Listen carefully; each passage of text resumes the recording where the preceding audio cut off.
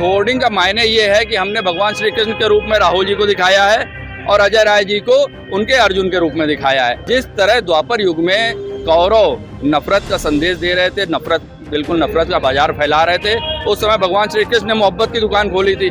आज हमारे राहुल जी कलयुग में मोहब्बत की दुकान खोल रहे हैं। बिल्कुल महाभारत है, देखिए एक तरफ सतरंगी सेना थी, कौरवों के पास कितने दल है, 36 दल है उनके पास, एक हमारा शेर अकेला लड़ रहा है राहुल गांधी। लोकसभा चुनाव 2024 की तैयारियां भी शुरू हो गई हैं और राहुल गांधी की न्याय यात्रा भी।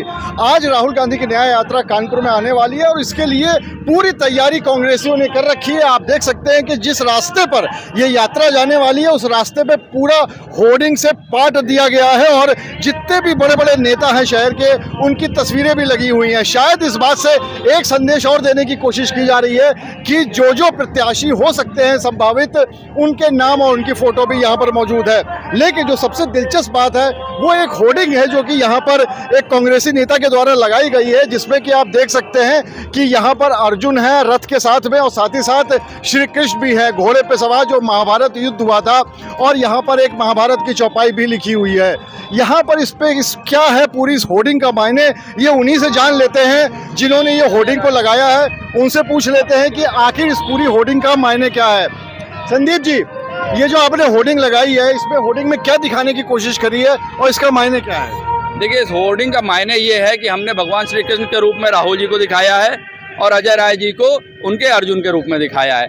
जिस तरह द्वापर युग में कौरव नफरत का संदेश दे रहे थे, बिल्कुल नफरत का बाजार फैला रहे थे, उस समय भगवान श्री कृष्ण ने मोहब्बत की दुकान खोली थी। आज हमारे राहुल जी कलयुग में मोहब्बत की दुकान खोल रहे हैं, 73% की बात कर रहे हैं, समानता और भाईचारे की बात कर रहे हैं, और साथ में हमारे प्रदेश अध्यक्ष अजय राय जी प्रत्यंचा चढ़ा के, गांडी उठा के चुनावी रण में उतर चुके हैं उनके अर्जुन के रूप में। तो ये प्रेरणा मुझे मिली, इसलिए मैंने ये होर्डिंग लगवाई। तो क्या इससे ये समझा जाए कि इस बार का जो चुनावी रण है वो एक महाभारत की तरह है? बिल्कुल महाभारत है, देखिए एक तरफ सतरंगी सेना थी, कौरवों के पास कितने दल है, 36 दल है उनके पास, एक हमारा शेर अकेला लड़ रहा है राहुल गांधी, इस देश में 73% को न्याय दिलाने की बात कर रहा है। तो ये बात तो फिर गठबंधन पे भी आती है कि बहुत सारे दल एक साथ मिलके कौरवों की तरह हो गए और एक अकेली बीजेपी पांडवों की तरह हो गई। क्या इसका मतलब ये नहीं निकलता? नहीं, आप देखिए ना, राजभर से लेके कितने छोटे छोटे दल, अनुप्रिया पटेल और तमाम दल भाजपा के साथ हैं जो कि कौरव के रूप में है। हमारे राहुल जी पांडवों के साथ हैं और पांडव के रूप में हमारे साथ जो भी आएगा वो धर्म की लड़ाई लड़ेगा।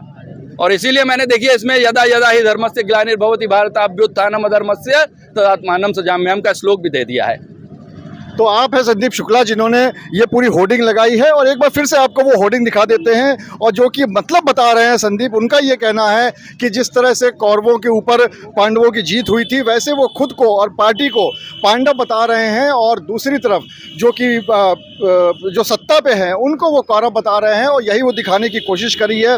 इस पूरी होर्डिंग में श्री कृष्ण बना दिया है राहुल गांधी को, और साथ ही साथ जो अजय राय हैं जो कि कांग्रेस के हैं, प्रदेश अध्यक्ष हैं, उनको यहाँ पर अर्जुन की जगह पे बनाया गया है और वो श्लोक भी लिखा गया है। और इससे ये संदेश देने की कोशिश की है कि ये संदेश पूरा इस तरह से जाता है कि जिस तरह से महाभारत का युद्ध हुआ था उसी तरह से ये युद्ध होने वाला है। लेकिन जब निर्णय होगा तो निर्णय जनता के हाथ में होता है, और निर्णय तभी होगा जब लोकसभा चुनाव पूरे होंगे और जब उसके नतीजे आएंगे तभी पता चलेगा कि कौन पांडव था और कौन कौरव।